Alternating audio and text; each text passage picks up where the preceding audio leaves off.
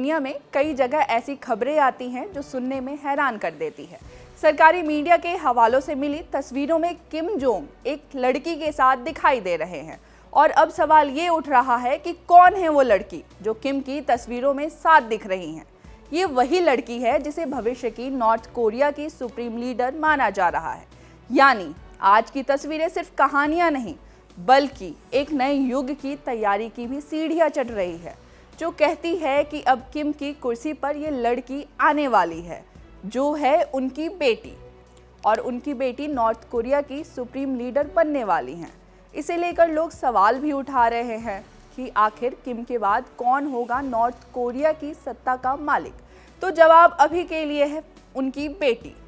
दुनिया की सबसे रहस्यमयी तानाशाही में से एक नॉर्थ कोरिया में अब इतिहास बन सकता है और उसी किम परिवार जो दशकों से अपने देश पर कड़ा नियंत्रण रखता है, अब अपनी अगली पीढ़ी को सत्ता सौंपने की तैयारी कर रहा है।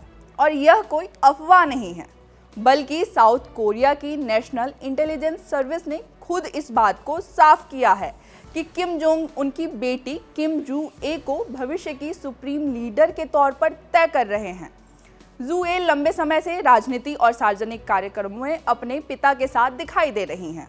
बीते दिन उन्हें सैनिकों के परिवारों के लिए फ्लैट्स का उद्घाटन करते हुए उनके पिता के साथ भी देखा गया है, जो रूस की ओर से यूक्रेन में लड़ते हुए मारे गए थे, और उनके परिवारों को वो वहां घर दे रहे हैं।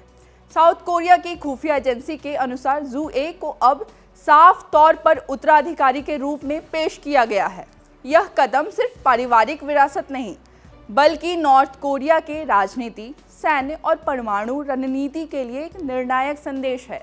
विशेषज्ञों का मानना है कि फरवरी के अंत में होने वाली बड़ी पार्टी के बैठक में जू ए को वर्कर्स पार्टी की सेंट्रल कमेटी में फर्स्ट सेक्रेटरी बनाया जा सकता है, जो देश का दूसरा सबसे ताकतवर पद है। नॉर्थ कोरिया ने एक बार फिर दिखा दिया है कि उनकी अंदरूनी और बाहरी नीति हमेशा पूरी दुनिया की नज़रों में रहती है।